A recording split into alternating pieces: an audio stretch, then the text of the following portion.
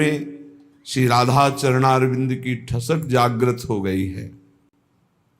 भगवत रसिक जी कहते हैं, ये चरणारविंद प्रियतम लाल जो अपने हृदय में छुपा के रखते हैं, जिस पर विशेष प्रसन्न होते हैं, तो ललीजू के चरणारविंद की प्रीति प्रदान करते हैं। लाल रंगीलो गाइए, ताते प्रीति रंगीली पाइए। श्री कृष्ण जिस पर अत्यंत प्रसन्न होते हैं, वो अपने हृदय गुफा में जिन चरणों को छुपा के रखते हैं, वो श्री किशोरी जू के, श्यामा जू के चरणारविंद हैं। श्री श्यामा जू के चरणन की बलिहारी, जे हैं बसत किशोर लाल के प्राणन मध्य सदारी। ऐसे परम धन राधा चरणारविंद की प्रीति प्रदान करते हैं श्री कृष्ण चंद्र जू। श्री भगवत रसिक जी कहते हैं, इन चरणों को देखकर लालजू का हृदय खिल जाता है।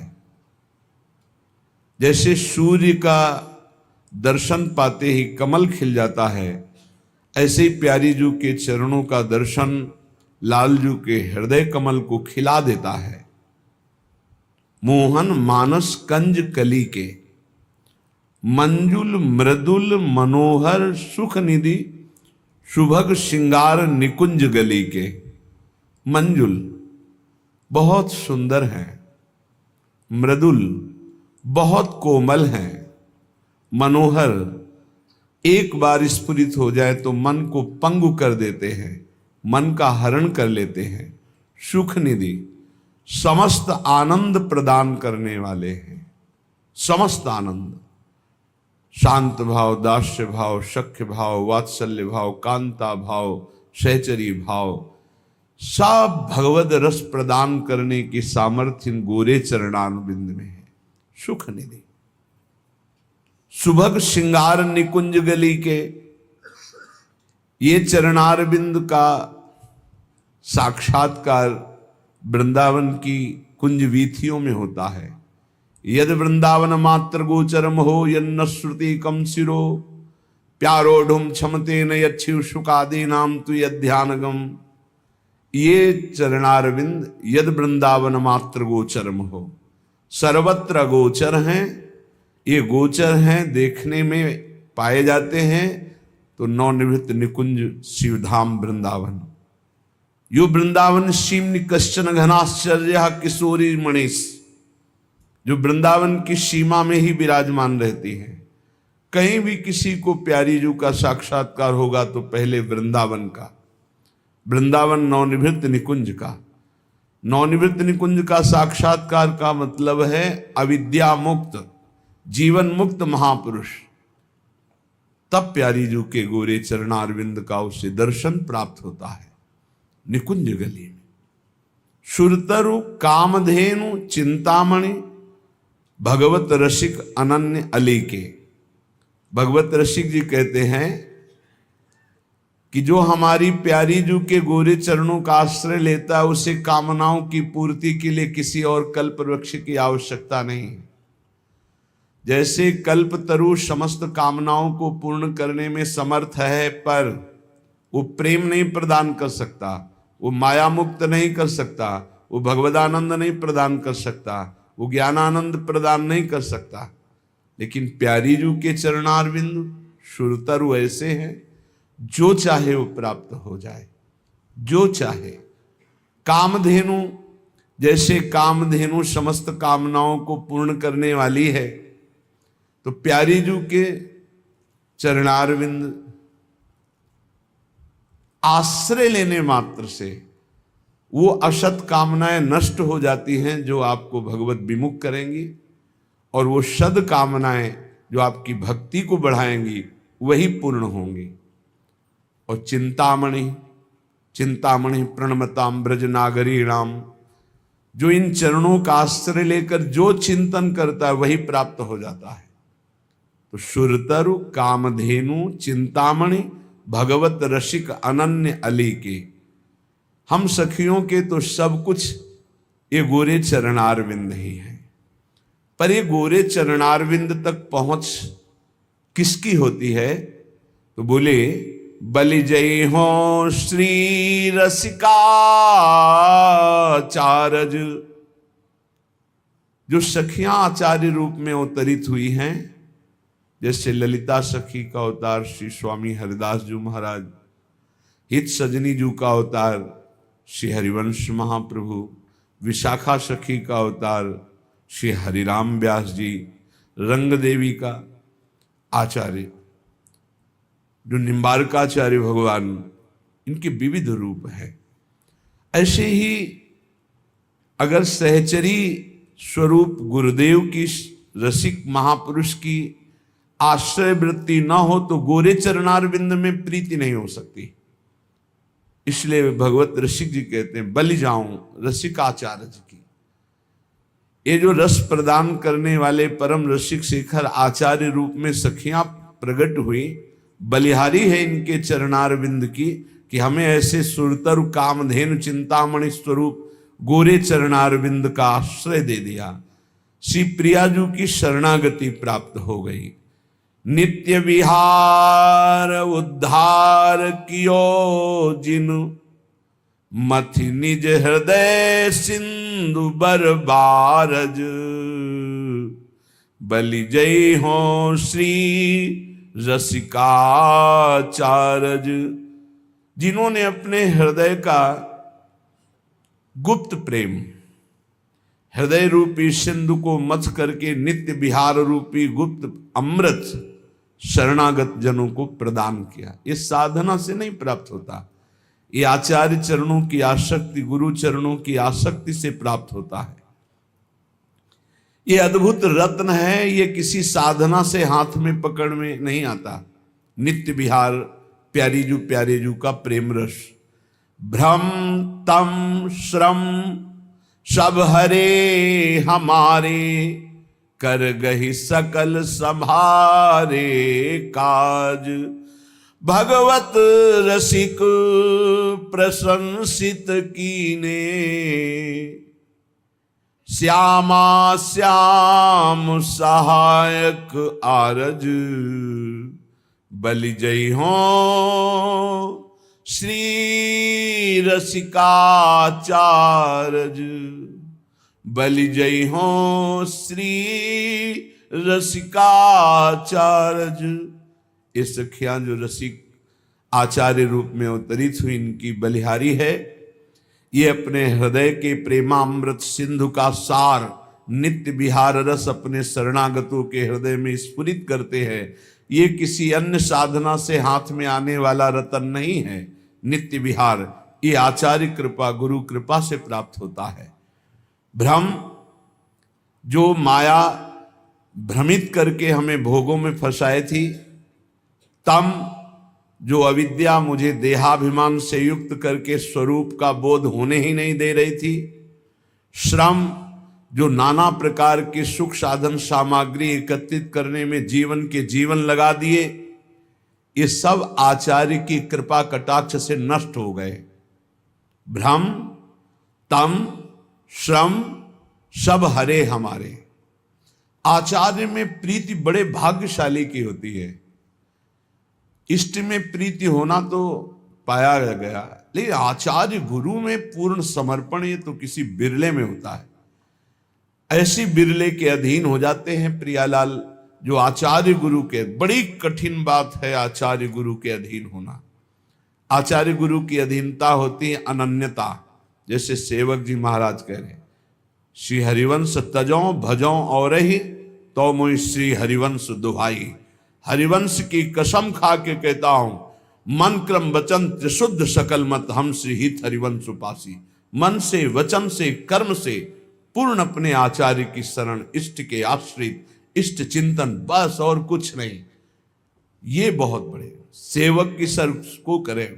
मान सरोवर हम मन बच गए एक व्रत गायो श्री हरिवंश। वंश बिना हरिनाम हु लियो न जाकी टेक। पावे सोई वस्तु को जाके है व्रत एक। कोई बिरला ऐसा होता है जो आचार्य ठसक में रहता है, जो गुरु चरणारविंद की प्रीति में स्वर्ग नरक अपवर्ग किसी की कोई न आस न कोई त्रास।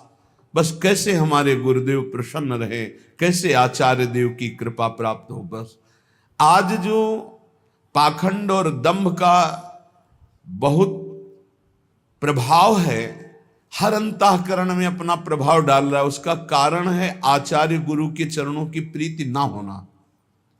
नहीं, दंभ पाखंड की कहीं कोई गुंजाइश ही नहीं कि प्रवेश कर सके। मन प्राण बुद्धि चित्त सब आचार्य घसीट लेते हैं इष्ट लीला में। आचार्य चरणों में, गुरु चरणों में अनन्यता बड़े पवित्र हृदय वालों की होती है। भ्रम तम श्रम सब हरे हमारे, ये सब नष्ट हो जाएंगे। संसार में भोगों में सुख है, माया का भ्रम, देहाभिमान अविद्या का भ्रम, नाना प्रकार की योनियों में नाना प्रकार के कर्म करते हुए, नाना प्रकार के भोग भोगते हुए दुख सुख आदि, ये श्रम सब आचार्य हरण कर लेते हैं। सच्ची मानिए, बहुत कृपालु आचार्य इष्ट की कृपा का ही रूप है। कृपा रूप जो वप धर्यो, आचार्य चरणों में यदि प्रेम नहीं तो वस्तु हाथ नहीं आएगी, ये तो पक्की बात है। प्रायः आचार्य चरणों में प्रीति नहीं होती। भेष ले लिया, मनमानी आचरण, जीवन यापन कर रहे हैं, पर आचार्य निष्ठा बहुत दुर्लभ बात। आचार्य ही गुरुदेव है, गुरुदेव ही आचार्य है, और गुरुदेव आचार्य की निष्ठा ही इष्ट प्रीति रूप धारण करती है।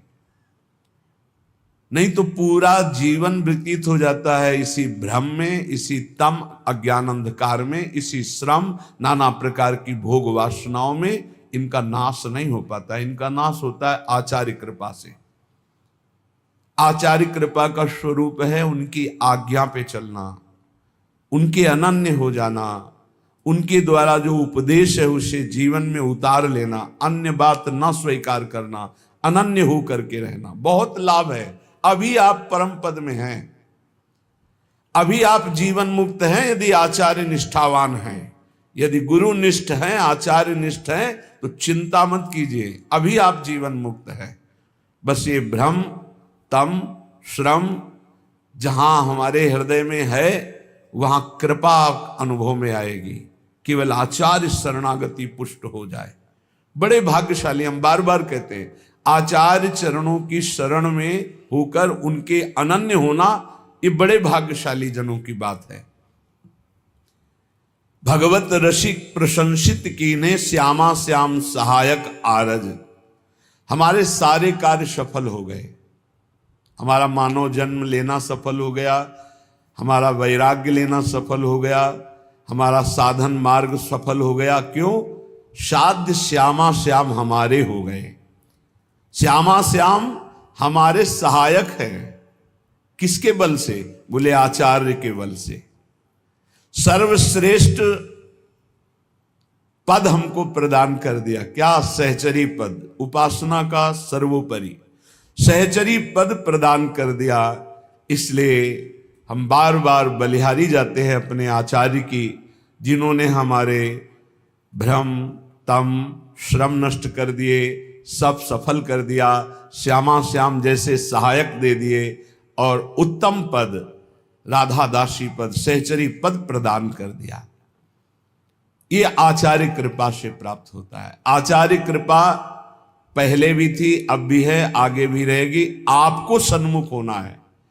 आप जो ही सन्मुख होंगे तेवी आपको अनुभव होने लगेगा कि भगवान से भी ज्यादा कृपालु आचार्य हैं।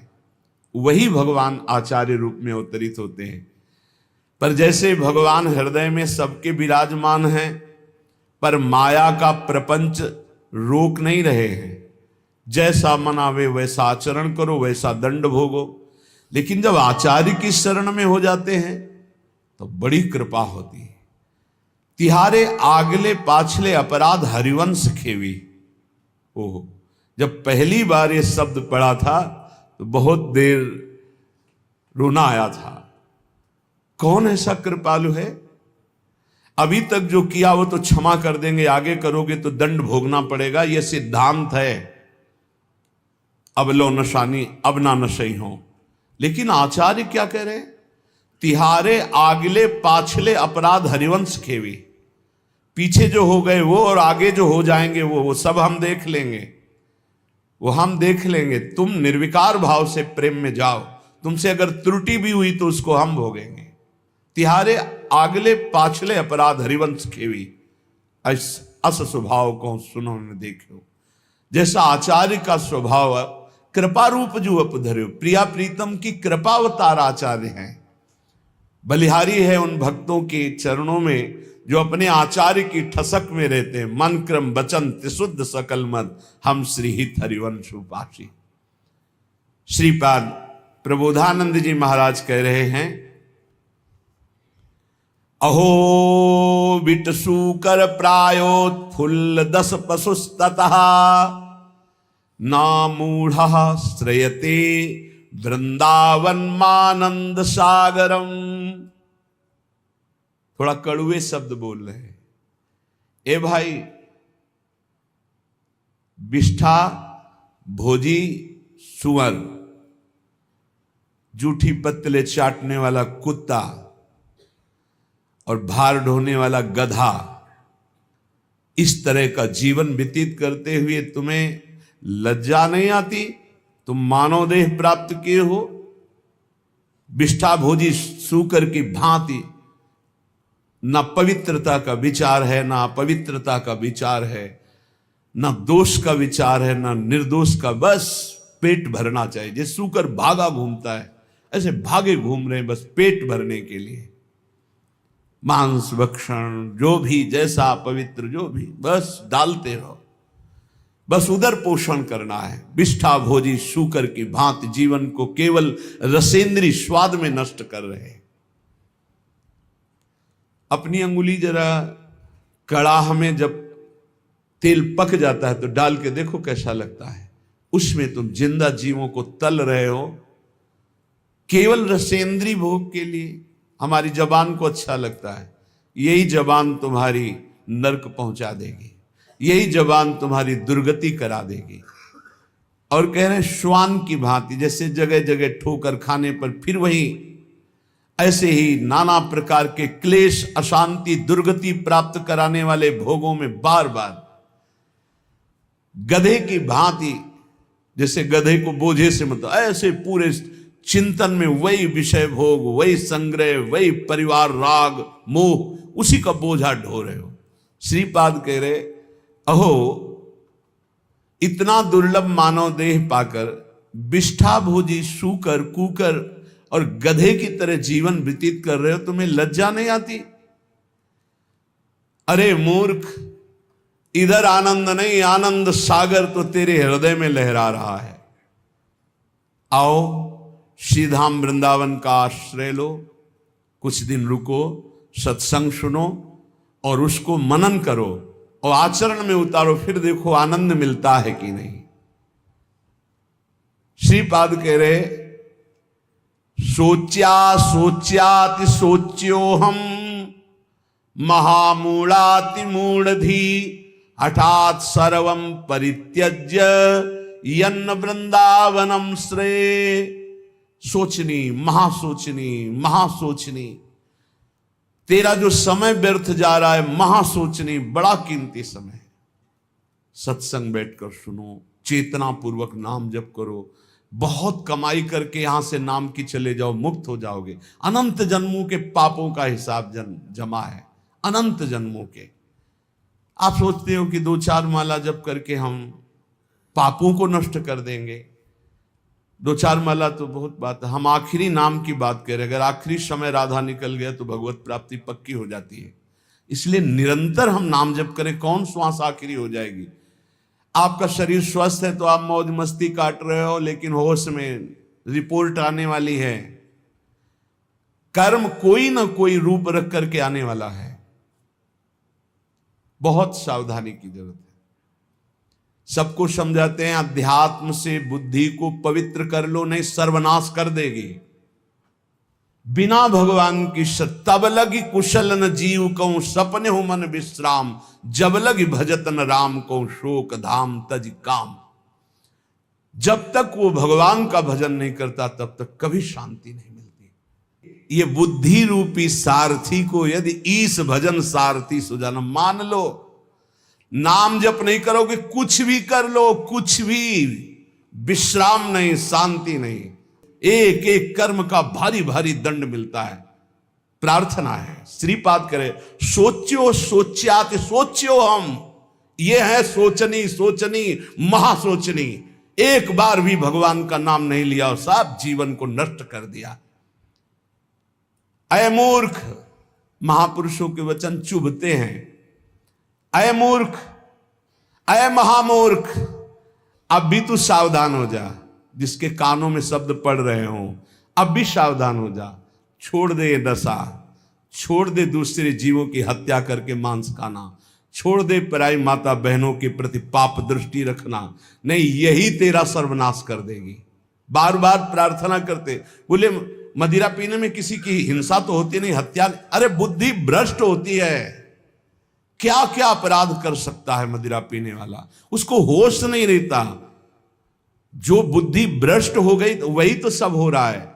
जो शास्त्र कह रहे हैं एक अक्षर कहीं झूठे नहीं है, प्यारे भजन नहीं करते, इसलिए तुम्हें शास्त्र की बात समझ में नहीं आती। एक एक शब्द शास्त्र के सच्चिदानंद भगवान के भाव में डूबे हुए महापुरुषों ने लिखा है, जो परम अनुभवगम सत्य है। कल एक उपासक अपनी मना स्थिति का वर्णन कर रहे थे कि मैं भगवत साक्षात्कार कर चुका हूं आनंद में, अब हमारी ऐसी ऐसी थोड़ी परेशानियां हैं और ये कैसा था। फिर उनसे कहा कि भाई फिर धोखे में मत रहो।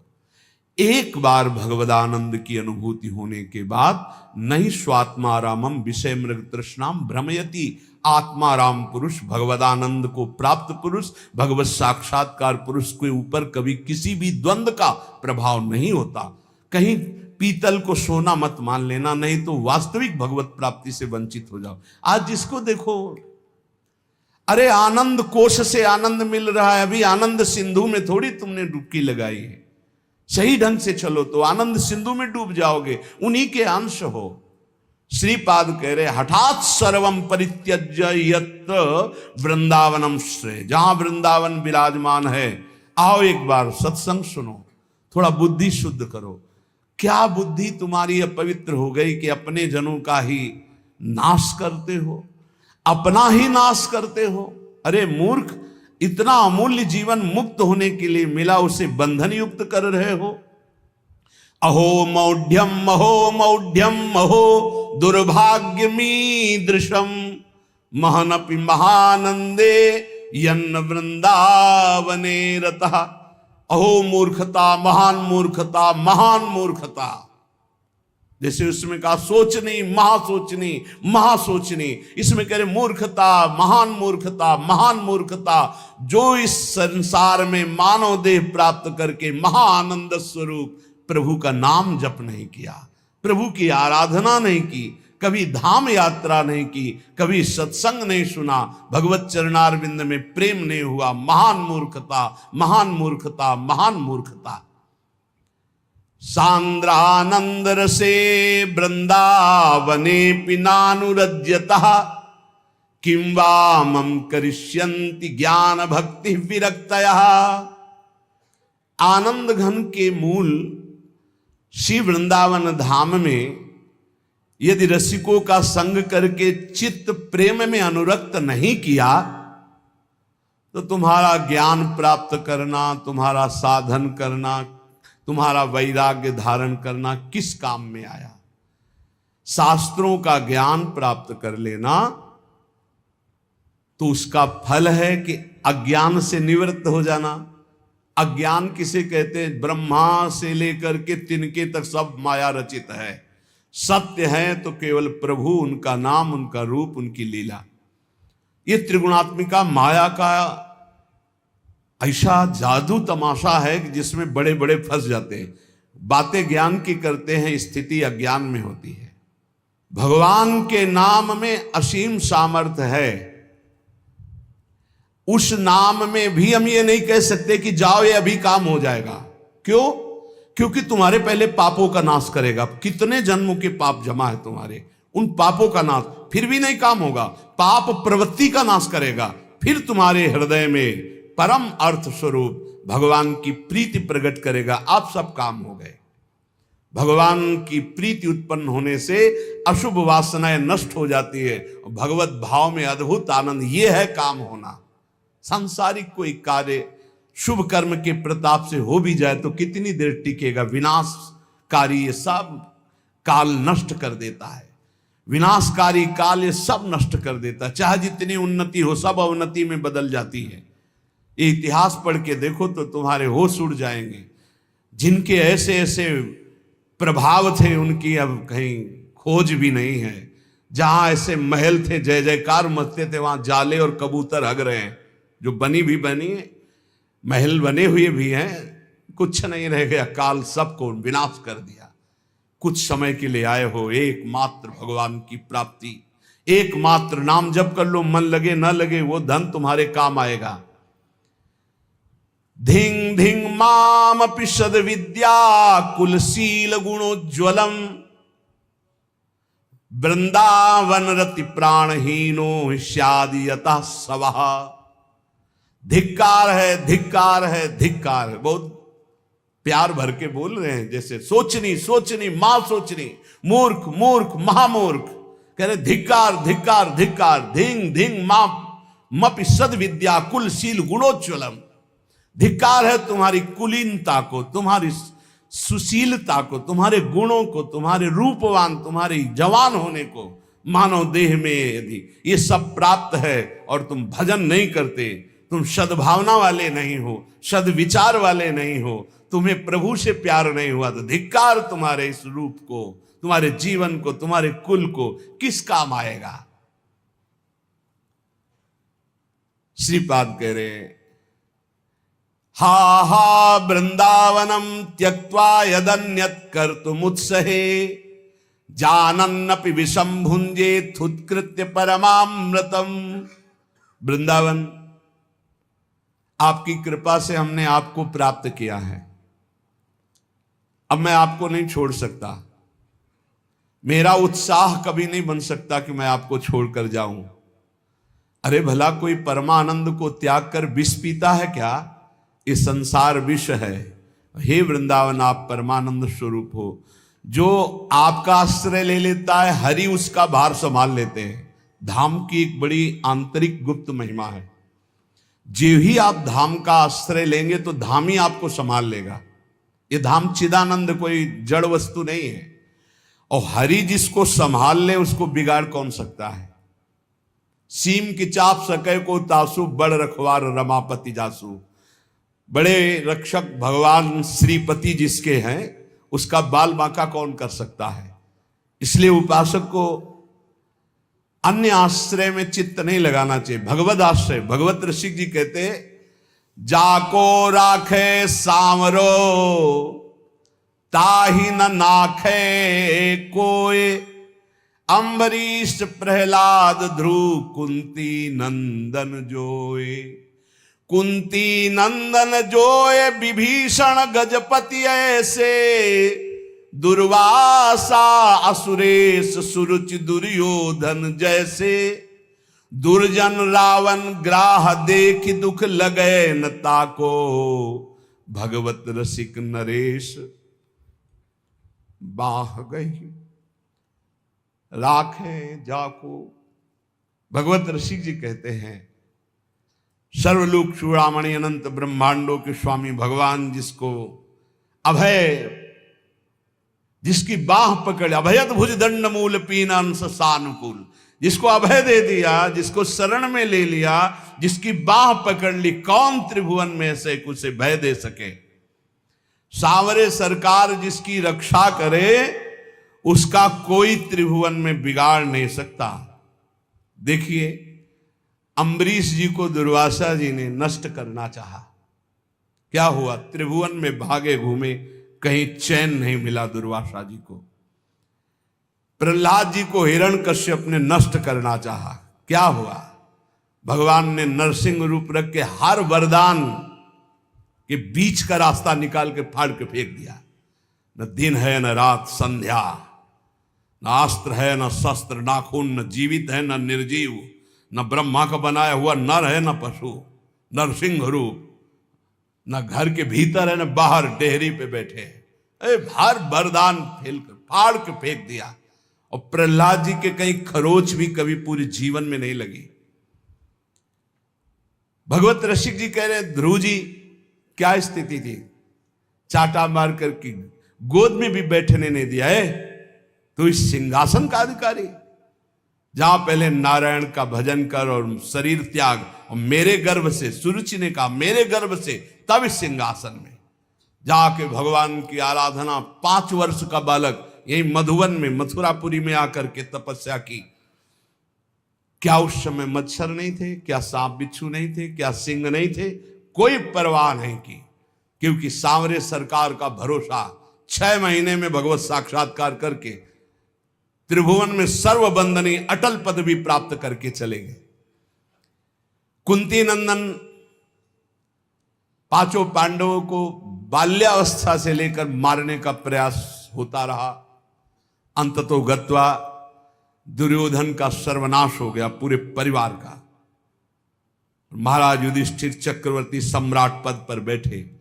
सांवरे सरकार जिसके पक्ष में, उसका बाल बाका भी नहीं हो सकता, बाल बाका भी नहीं हो सकता। बहुत बड़ी बात है भीष्म प्रतिज्ञा। दुर्योधन ने जब देखा कि 10,000 महारथियों को रोज मारते हुए एक पांडव को खरोच भी नहीं आती, तो कहा भीष्म जी से कि पितामह मैं पहले से जानता था, सेनापति बनाने के पहले से आपको, कि आप हमारी कभी विजय नहीं चाहेंगे, आप पांडवों की ही विजय चाहेंगे, भले हमारे पक्ष से 10,000 महारथियों को मारते तो भी। तो उनका ऐसा नहीं, मैं कोई पक्षपात नहीं कर रहा हूं, वो श्री कृष्ण द्वारा सुरक्षित है। बोले तो आपकी प्रतिज्ञा को कोई टाल सके ऐसा नहीं, आप हमारे सामने प्रण लीजिए कि पांडवों का वध करेंगे। भीष्म जी ने 5 बाण निकाले और कहा अगर कल जीवित रहा तो 5 पांडवों का वध निश्चित करूंगा। भीष्म प्रतिज्ञा। भीष्म जी अपने वचन के पालन के लिए अपने गुरुदेव परशुराम से युद्ध कर दिए, औरों की तो बात चले दो। अब बड़े आनंद में जय जयकार करता हुआ दुर्योधन निकला भीष्म के शिविर से कि कल पांडव प्रातःकालीन युद्ध क्षेत्र में, भीष्म जी ने प्रतिज्ञा की मारे जाएंगे। उसको पता था भीष्म जी का बल और उनकी प्रतिज्ञा, पर यह नहीं पता था भीष्म जिस बल से बलवान हो, महाबल श्री कृष्ण है, और श्री कृष्ण पांडवों के पक्ष में। गुप्तचर लगे रहते थे। तत्काल एक गुप्तचर पांडवों के शिविर में गया, जहां भगवान श्री कृष्ण विराजमान थे, पांडव शयन कर रहे थे। भगवान से कहा कि प्रभु भीष्म जी ने प्रतिज्ञा कर ली है, कल प्रातःकालीन 5 बाण निकालें, 5 पांडव मारे जाएंगे। खड़े हो गए भगवान, क्योंकि भीष्म महाभागवत और महावीर, परम पवित्र वचन वाले, परम पवित्र आचरण वाले, परम पवित्र चिंतन वाले महात्मा हैं। भगवान खड़े हो गए, टहलने लगे, विचार किया कि क्या किया जाए। द्रौपदी के शिविर में गए। द्रौपदी ने कहा प्रभु, बोले हाँ हमें भी सूचना मिल चुकी, आपको बताने की जरूरत नहीं, जल्दी तैयारी कर, मुझे दासी के वस्त्र दे, एक बार मैं पांडवों से फिर मिलकर आता हूं। वहां गए, पांडव जगह बैठे थे। तो उन्होंने कहा कि तुम्हें पता चला? बोले हाँ प्रभु पता चला। तो शांति से कैसे बैठे हो? बोले आप अशांत हो इसलिए मैं शांत हूं। आप अशांत, जिसकी आप रक्षा करने के लिए अशांत हो चुके हो, चंचल हो चुके हो, अब मुझे क्या परवाह है? अरे बोले तुम तो बातें बनाते हो। और भगवान ने दासी वस्त्र धारण किए, द्रौपदी के दासी के वस्त्र धारण, नटवर नागर है, लीला बिहारी। और द्रौपदी से कहा आगे आगे चलो, मैं पीछे पीछे चल रही हूं तुम्हारे। पूरी घाघरा और सब से पहरे। जो इस शिविर के प्रथम द्वार पर गए तो उनका पादुका उतारो, जो दासी का कर्तव्य है, और अपने पीतांबर में अंदर पादुका ली और दरवाजे पे खड़े हुए। बोले जाओ, इतना घूंघट रखना, इस समय मैं देख रहा हूं मेरे ध्यान में है, जाके प्रणाम करना, फिर जो होगा आगे का खेल हम संभालते हैं। वो गए, पितामह के चरणों में प्रणाम किया, घूंघट। तो सोचा अभी दुर्योधन गया प्रण करवा के, उसी की बधू आई होगी, तो उनका सौभाग्यवती भव। तो द्रौपदी जी ने घूंघट हटाया और कहा ये सत्य माने जो अभी आपने कहा सौभाग्यवती भो, या थोड़ी देर पहले आपने 5 बाण निकाले हमारे पतियों की वध करने के लिए, हत्या करने के लिए, वो माने। भीष्म जी का माला छूट गया, संध्या के समय भजन कर रहे थे, बोले ऐसा तो फंसाने वाला केवल वही है, दूसरा तो फंसा ही नहीं सकता। अभी अभी थोड़ी देर में ही इतना बड़ा फंसाव कर देना, कहाँ है वो? कुछ नहीं बोली द्रौपदी जी। खड़े हुए भीष्म जी, दृष्टि डाली तो दरवाजे पे दासी वेश में जगत गुरु सांवरे सरकार खड़े। नजदीक गए, पकड़ा ऐसे, बोले ऐसे तुम हमारे प्रण को तोड़ना चाहते हो? तो देखा जूतियां द्रौपदी की गिर पड़ी। भीष्म जी के आंसू आ गए। कहा शिव विरंच जिसके चरण रखने की चौकी को नमस्कार करते हैं, वो अपने भक्त की पादुका लिए खड़े हैं। प्रभु जब आप इनके सुहाग की रक्षा का, तो काल की भी ताकत नहीं। द्रौपदी से कहा बेटी वास्तविक तो सौभाग्यवती है जिसके रक्षक श्री कृष्ण। फिर भाव बदला और कहा हे कृष्ण, यदि आपने मेरा प्रण तोड़ा तो कल युद्ध में आपका प्रण न तोड़ दूं तो गंगा पुत्र शांतन नंदन भीष्म नहीं कहा। जो भगवान बोले कि अपने भक्त के लिए एक प्रण की क्या बात, सैकड़ों बार झूठा कहा हूं तो भी मुझे कोई फर्क नहीं पड़ता। सच्चिदानंद भगवान कह रहे हैं अपने भक्त के लिए मुझे 100 बार यदि झूठा कहलाना पड़े तो मैं 100 बार झूठा कहला, एक प्रण तोड़ने की बात क्या है? जाको राखो सांवरो ताहि न नाखे कोई, जिसकी रक्षा सांवरे सरकार करते हैं उसका कौन बाल बांका कर सकता है।